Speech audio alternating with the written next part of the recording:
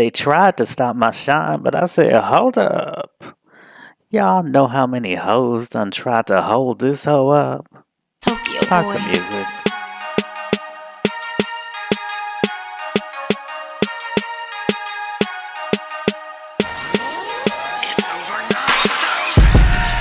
What's up, what's up? What's up, what's up? Welcome to episode 2 of Craig's Pop Life. I'm your host, Craig Seymour, the writer, the author. Gotten my books, Luther, The Life and Longing of Luther Vandross, my memoir, All I Could Bear, My Life in the Strip Clubs of Gay Washington, D.C. You know, it's all about me trying to make that money while I was in grad school. It's kind of like a 90s story, so check that out. And then my novel called Who's Your Daddy, which is recently out. And that's kind of all, it's about different generations of gay men dealing with love and the place of love in their life and what they want from love. So that's a very personal book to me as well. And if you haven't gotten it from now, I'm a black gay man, and you are getting pop culture commentary from a black gay perspective. So, just so that is very clear. And my forthcoming book that's going to be out in just about a month is called Special, a critical meditation on the life and artistry of Janet Jackson.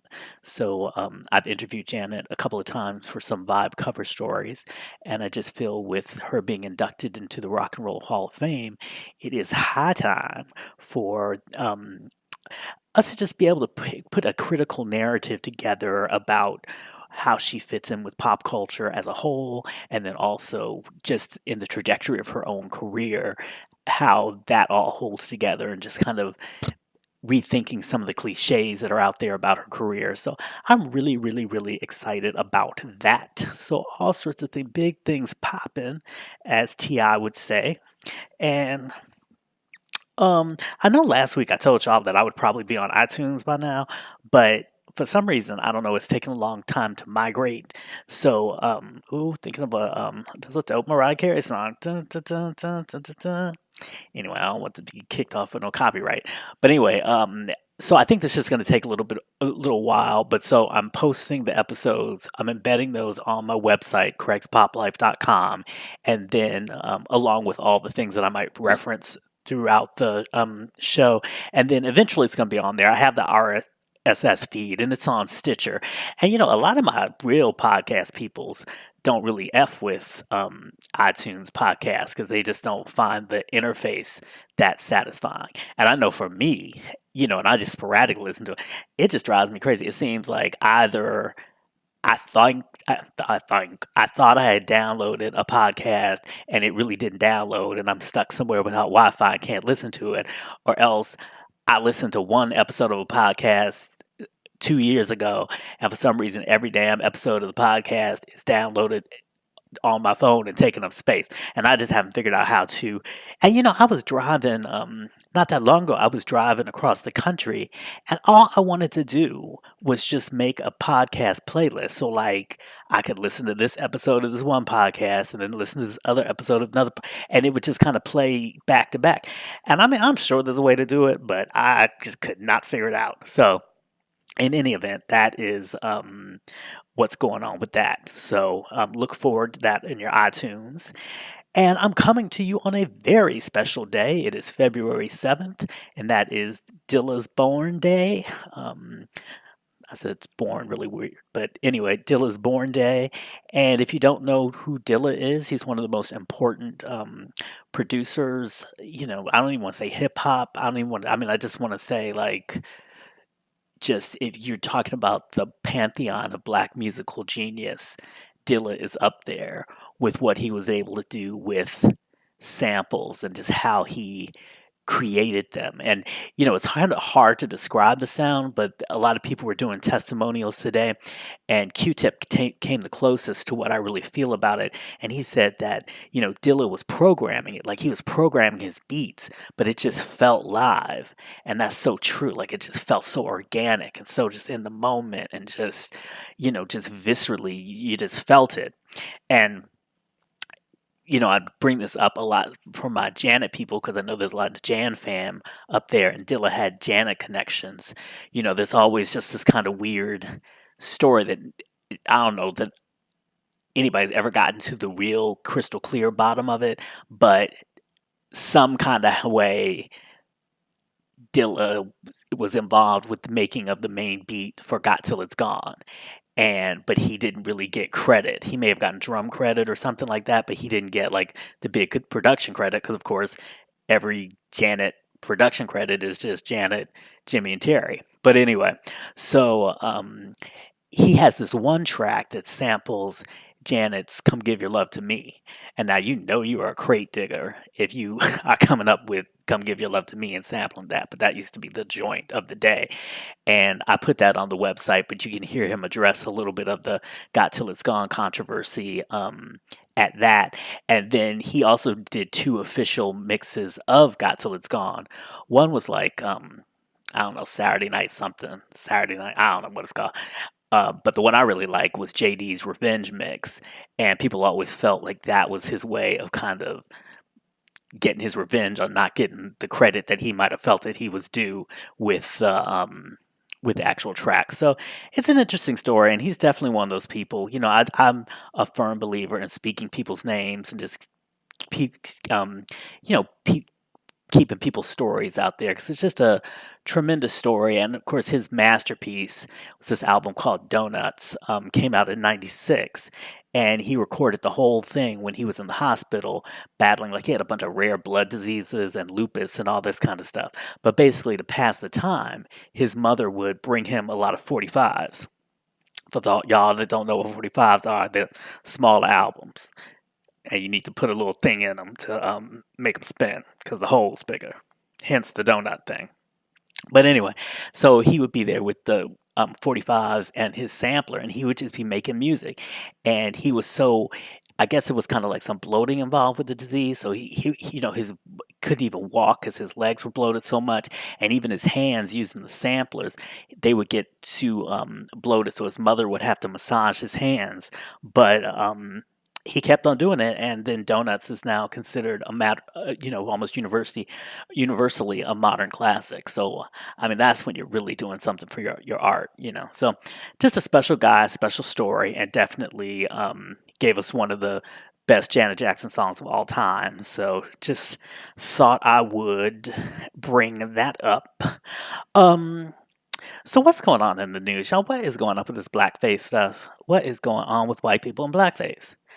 I mean, the story just gets weird. I mean, with the thing with the Ku Klux Klan, and then next thing you know, he's trying to say he was trying to dress like Michael Jackson, and then the real tea was when the Attorney General came out and tried to say he dressed as Curtis Blow at a party, bringing Curtis Blow's butt all in the thing. I'm just like, I guess these are the breaks.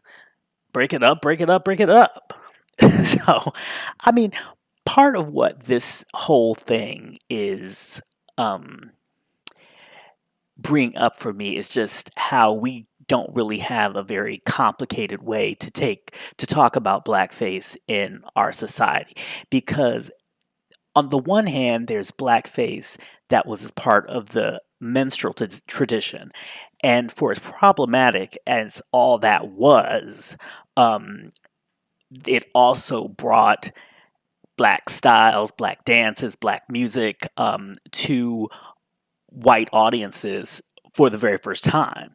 And, there were even black people, black performers that dressed up in blackface as minstrels and, earned a living after slavery by performing that way. So, is extremely problematic. But for better or for worse, when you talk about blackface minstrelsy, you're talking about really the root of the foundation of American popular culture.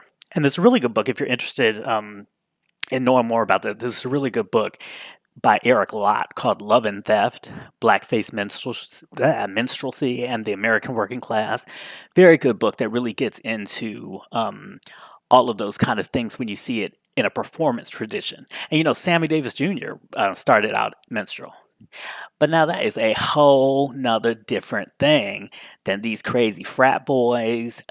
I mean, not even frat, but when you in dental school, I mean, you have been through high, I mean, you have had plenty of chances to make stupid mistakes and should have learned better. And that is a complete different thing. And what really bugs me out about it is like, especially the guy that tried to say that he was Michael Jackson, and he was talking about using black shoe polish on his face. And I'm like, you know, that's not good for the skin. Neutrogena does not make, black shoe polish.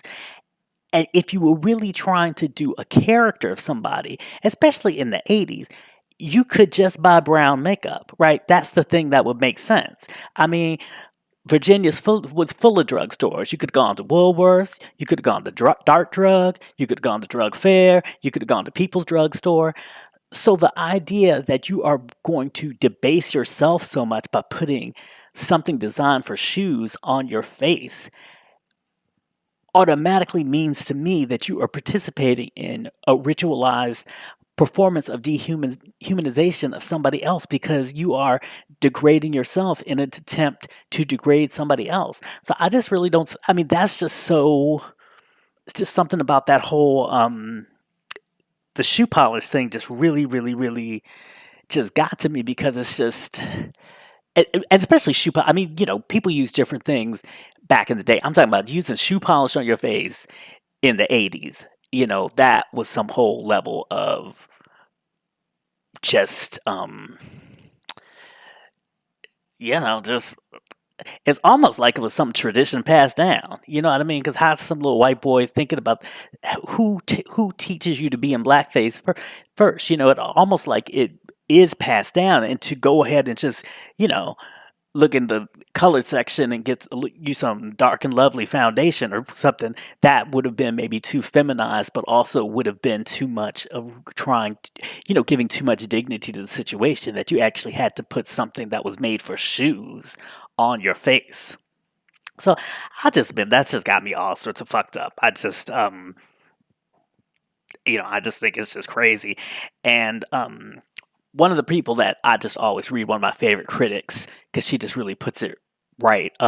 She's a fashion critic at the Washington Post, Robin Givhan, and she wrote this great essay, and I put it up on my website. But I just want to read you some parts of this. Her article is called "Blackface is White Supremacy as Fashion." Let me tell you that again. Blackface is white supremacy as fashion, and it's always been in season. And which you should read the whole thing, but yeah, this always gets, what gets on my nerves when somebody does some racist ass shit and it's all like, I'm sorry for the people that are hurt. I'm not sitting at home with a band aid on my finger. I'm not hurt. You know what I'm saying? I'm not like, don't need to go to therapy about it. It's just some wrong shit. It's just a question of right and wrong. And yes, you should, as a person that's wants to be a politician, wants to represent people, then you just need to be on the righteous path. But this whole thing, oh, for who I hurt, that's to me almost on it's verging on trying to say that black people are too sensitive, right? Because we got hurt. Oh, who gets hurt? Like babies get hurt. Oh, didn't mean to hurt you. You know, as opposed to I am sorry that I participated in this ritualized dehumanization of your people. That was fucked up, and I shouldn't have done it. You know. Um, So anyway, so one thing she says, apologies tend to focus on offering a balm to the black community, but shouldn't apologies be made to the American community writ large? After all, anti-Semitism, homophobia, and misogyny shouldn't just offend the Jewish or the gay community or only women. They should horrify us all because those dark forces chip away at our collective humanity. I learned this lesson. I can't even remember. I learned this. It's funny that Robin Givhan works at the Post, but I learned this lesson early on when I was a music critic at the Post. And I can't even, I know what it was. I was reviewing some Public Enemy album, but it wasn't one of like it wasn't no Fear of the of a Black Plant or anything. It was like one of the later ones. And there was some controversy of about the anti Semitism. And I had written something like, and it includes lyrics that some might find anti-Semitic. And she just ripped me a new one. She's like, "Do you think these lyrics are anti-Semitic or not?" I was like, "Yeah, they're crazy anti-Semitic." So she was like, "Well, say that they're anti-Semitic. Don't hide behind some might think or something like that. Take a stance. Don't don't hide behind that facade of like putting the onus on the other people to find offense in that. We have to have certain values as a society, and we have to have values of how we think, not only how people should think about our people and the members of our community, but also how they should treat members of other communities, and we have to stand behind that." So anyway, this is another part I really like. Let me get to it. Because this drives me crazy. She says, Culturally sensitive parents find the N word offensive and teach their children not to see color. Color doesn't matter, which is a bit like saying that who a person is doesn't matter, and how humans have interacted in this country for centuries is irrelevant. Somewhere between not seeing color and color being the only thing one can see, there's a glimpse of a person. And I can't remember, it was like a comedian or something that it cracked me up. It wasn't even that long ago, but somebody was talking about like they met somebody and this person said, "Oh, I don't see color." And then their response was like, "Well, could you?" Because, that would really help the relationship go along if you could acknowledge the specificity of my cultural experience.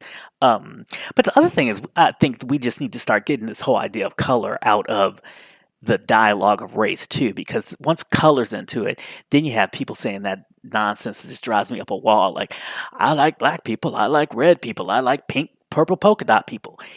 They ain't no pink, purple, the polka dot people. We are dealing with what we're dealing with is not color. We're dealing with race and how race has been constructed over time, and how some people, certain races, have been subjugated to others. So that is what we're dealing with. So, just all this, the language, and it's just sometimes it just all passes by me, but just for some reason this week it just um got on my nerves. And this is the last thing I'm going to read from her article, but I just thought this is really great.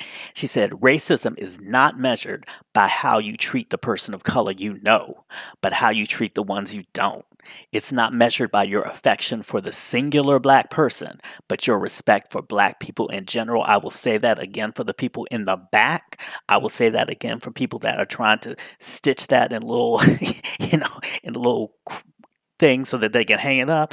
Somebody who's going to put it on their screensaver. This is just so real. Racism is not measured by how you treat the person of color you know, but how you treat the ones you don't. It's not measured by your affection for the singular black person, but your respect for black people in general. She wrote that. So, again, just a really, really great piece. And so you should check it out because, I mean, and the real deal is, we do have to deal with this shit because it's like I said, when you talk about minstrelsy, that's at the core of American pop music. Anytime you talk about crossover, anytime you talk about anything, we're dealing with minstrelsy. So it's like we can't pretend these things don't exist. And I kind of feel like as people of color, I feel like sometimes I need to educate myself even more about something because I really need to break it down in order to make the situation that the narratives that just get repeated on cable news and stuff like that more complex, that you really need to be able to break it down for people. So that is that. So moving on to music. How many of y'all watched what's it called? American Soul. I kind of like, it was a lot of characters for me. I felt like I needed a map or something like that. But off top, I kind of liked it. It kind of was giving me like a black Mad Men type vibe. So I'm definitely in. And I thought Kelly Rowland was good. I thought Kelly Price was good. All the Kellys. So, but other things in music, I just don't know what to do about these Grammys coming up. I just don't. I just don't know what they're gonna be like. It's just crazy to me. It's so much so that I have a theory. I think the Grammys are cursed, and I think it all began in 2009. Hear me out. Okay. That was the year that, Rihanna was supposed to do the big Disturbia performance and everything, big high production and everything like that. But then but then she was abused by Chris Brown and all that went down, and then she didn't perform in it.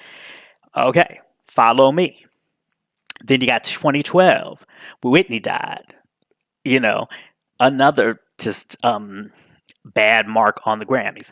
And then you have 2016 where Rihanna had to cancel another performance. She was going to do this really um, sort of big production number of Kiss It Better. And I think something happened to her voice, something. But bottom line is, it didn't go down, and that was just another big thing. And then you have B not winning for Lemonade in 2017, which I'm still tight about. Um, then last year you have Jay and SZA not winning much of anything, and so I'm over the Grammys. I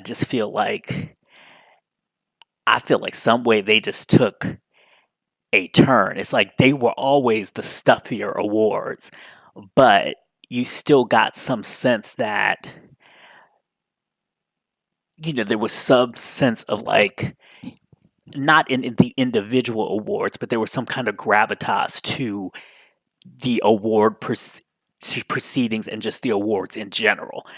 So it may have been crazy that such and such didn't win Best New Artist or something like that, but there was still some sense of gravity and some sense of weight to the awards as a body. You know what I mean? Even though a lot of individual messed up things, but I don't even care. I was just looking before I started doing this, and there's not one award I care about. There's not one thing I really care if the person wins or not, because I just don't even feel like it matters, and I feel like like I said, they just lost their way. And the performances this year, I'm gonna watch Barty just to see what she's gonna do. And I support my boyfriend Shawn Mendes because I'm just a supportive boyfriend like that. So, that's just what I must do. Um, and I was looking forward to seeing Ariana, but I just can't believe that with all the low star power that they already had, okay, they couldn't come to creative terms with Ariana. They wouldn't let her sing the song that she wanted to do. I mean, they should let Ponytail get up there and do whatever just to get people to watch. It's just crazy to me that see, that's that stuffiness and stuff like that, and them thinking, oh, well, yes, she's the hottest pop artist around or whatever, but we want her to do this, and we're the Grammys, so we're going to just do this. And let's never forget how bad the Grammys is supposed to be about all creativity and artistic expression, and they were the first ones to cut Janet out. Janet was supposed to introduce the Luther Vandross tribute the year of the Super Bowl stuff, and she was axed right away. And that even caused Jermaine to leave the Recording Academy. So it definitely goes very deep, but I'm just like, I'm not even gonna see Ariana. And I know people have been talking about this Jennifer Lopez Motown thing. I have not been able to find truly credible evidence that that was supposed to happen. I've scoured the Grammy site. Everything that I've seen that's reported it was like sources say, sources. So I have been, I just there's too much to get upset about in the world right now. Until I hear that it happens or sees that it actually happened, I just can't get upset about it. I just have to move on because that's just too nutty to even react about. But y'all, we have to talk about this Alicia Keys situation. I mean, I'm not trying to be mean. I think she is very talented. I think I like her philanthropic stuff and everything like that. But always since the beginning of her career, it has sort of seemed like her accolades and opportunities have maybe outpaced what she's actually earned. Does that make sense? Like, it's almost like I feel like people really like the idea of her almost better than what she actually represents. Because I just feel like even from the beginning, and just talking about the Grammys, remember how she was nominated for a lot of stuff along with Indy Ari? She won almost everything, and Indy Ari almost didn't get nothing, you know. And if you look at it, I mean, she's had hits and she's had a number of hits and stuff. She hasn't could put together a greatest hits album, whatever. But like, I think the perception of her hits is is bigger than the actual hits that she had. And she hasn't had a chart hit since 2012. And I know some of y'all watch that voice stuff and all that kind of stuff, but I I don't see how sitting in the chair and having to turn around every couple whatever, how that makes you eligible to host the whole ass Grammys. I'm like, I'm gonna need you to like host a Lady of Soul Awards first, maybe do a Centric Awards. I'm gonna need you to like, to scale to the Grammys. And it's I just I just think there's so many talented people out there, and we just always get these situations where um it sometimes goes to people for just these weird reasons. And it especially kind of affects me when it happens to certain black artists, because it's kind of like it is like, why are they giving so much shine to this particular black artist as opposed to another? What kind of things is that playing into? Is that playing into colorism? Is it playing into different things? I mean, you always have to be vigilant about that stuff. Like, I feel like if you're talking about Grammys and all that kind of stuff, I think Jennifer Hudson would have been a good Grammy host. 'Cause she could sing you some good songs. She could do it. She could be duetting with people. She's naturally funny. I would have no problem with Jennifer Hudson. Or hell, I know I talked about Amanda Seales last week. You could have gotten her. You know. And then let's never forget, the Beehive will never ever forgive her, and I would consider myself a proud card carrying member for not releasing the "Put It in a Love Song" video. I don't know what happened with that, with Melina as the director and all that kind of stuff in Brazil. The outfits looked hot. I can't imagine how it didn't turn out. How I could imagine how it turned out so bad that they couldn't even release it. But whatever. So I don't know, y'all. I'll be watching. I guess I don't know, but I just feel like this is the year that the Grammys are just dead to me. I've never had less interest in the Grammys than I have this year. So keeping on the music tip, earlier this week I had posted a reader response from an article that I wrote way back in 2002 on the state of R&B for Vibe. It was a cover story, and this was one of these weird stories. I don't really talk about it that much because, I think it turned out a fine story, and I'm always grateful for every assignment. I'm always grateful for any cover story assignment because that's a good check. But it was kind of a weird thing in that it was about the state of R&B, but then of course we had to have the people photographed, and I had to go get with different people, so it was kind of like it was a general essay, but yet it had to be decided who would be on the cover and all this kind of stuff. And so when initially we were talking about it, it was my boys Jagged Edge and like Faith. So I was down because I love me some Jagged Edge all day, and I love me some Faith. So, but then in the report, and I even went to Jagged Edge to a show in Buffalo, and this was in like peak Jagged Edge hysteria, and it was a lot of fun. And I just really really love Jagged Edge, really think they're talented. And then of course I just love Faith, and this was the Faithful album, faithfully, whatever, you know what I mean. That album, which is still her best album, so I was really excited about that. But shit goes down in magazines. It generally does not reach the level of the writer because the editors take care of all that kind of stuff. But I don't know, somebody in Jagged Edge camp pissed off one of the top editors of Vibe, and like next thing I knew, they were no longer going to be part of the cover shoot. And then all of that Jagged Edge stuff that I had in the story, they still wanted it in the story, but it had to be radically condensed. So I was like, oh Lord, we're like, who's going to be in the story now? So then Blue Cantrell came in, and it was kind of like, hit 'em up style is nice and everything like that, but is that really part of a, it just, but we needed somebody, we're talking about, and magazines work on really tight deadlines. So it was like we were trying to come up with people, and she did have a hit. So, and then it was like, and then Usher got into the picture, and I really did like that album. I think that was the album with "You Remind Me" on it and everything. But just in general, like, I appreciate Usher's talent. I don't necessarily think he's the most interesting, person in the world to like profile or something like that. But and then they added Craig David. And I was not really in on on the Craig David movement to begin with. I know a lot of people like to fill me in. I thought that shit was some corny ass bullshit. Like I was just like, why are you singing the chorus from the perspective of the parents? Like isn't this like teenage popular music and stuff? It should be about sneaking out. Yeah, we're sneaking out and doing all this. Not the parents whining, why are you coming in so late? Why are you doing this? Fill me in. Fill you in? What kind of stuff?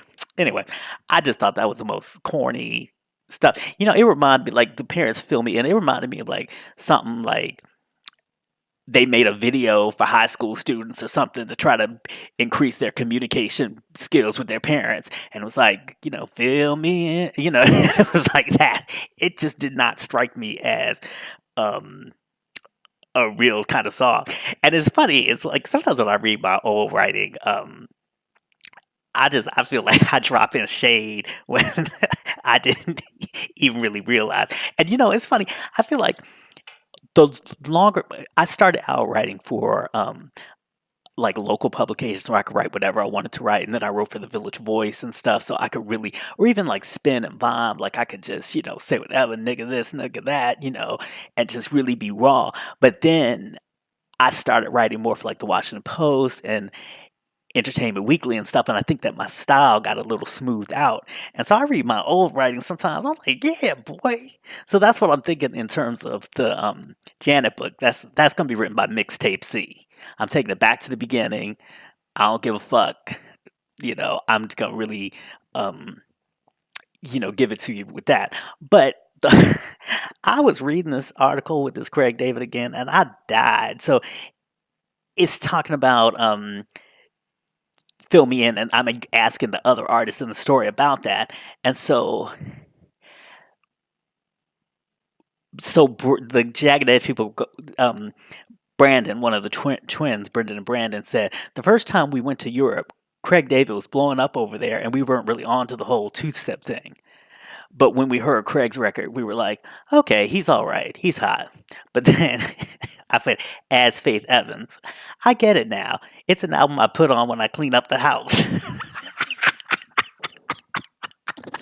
Oh, I was like, that is so shady. So anyway, but that's funny. But okay, so anyway, so then because so many people were all into this Craig David thing, I posted this picture of myself with Craig David that was taken at his US album release party. Now somebody had to make me take a picture. If you ever see a picture of me with an artist, somebody made me take that picture. That might not be the way it is in the future, but you have to understand back in the day when I was doing it, like in the 90s, 2000s, when I was doing it, most of the part is like you didn't really have a cell phone that you could just pull out and do a selfie right quick. It's like you had to have a whole situation of somebody bringing out a camera, and I always felt like it changed the dynamic of the situation of me. It put me too much into like the fan territory and not the journalist territory. So I never did that. Yes, do I wish I had pictures of me with Janet both times? Yes, but I prefer that I have a sound interviews. So anyway, but this was when I lived in New York, and I was when I was like an editor at Entertainment Weekly and editor Vibe and stuff. And this was back in the day, like late '90s. Release parties were hot. Release parties were hot. Like they were very fun, and the thing was they happened late, and it wasn't even any competition. So like all the publicists from different labels would go to another artist's release party just because it was a fun thing to do. And I remember this Craig David one was really nice. It was like in a penthouse, and we were, drinks were flowing and everything like that. I remember Jana Fleischman was there. She's now the super duper Rock Nation person that has, been with Jay for all these years, but she was there, and it was just a fun time. So that's where that picture comes from. And I don't know if I was just there to be there or was that part of the story at that part. I really don't even know. But since y'all would like felt like I was dissing Craig David and stuff, people were sending me all sorts of links to songs and this and that, and why wasn't I up on Craig David, and he's been recording and this and that. So I was feeling bad. I was feeling like, well, like I had just, sidestepped on the UK brother. I was like, well, let me see what's what. So I'm walking through Publix, in the soup aisle, have my title out, and I just call up Craig David and just, do the shuffle, trying to give the brother a chance. And this song, what's the song name? I don't even know. Hidden Agenda. This song comes Hidden Agenda, and I'm listening, so I'm bopping my head for a second. I was like, wait a minute. This is John B's Don't Talk.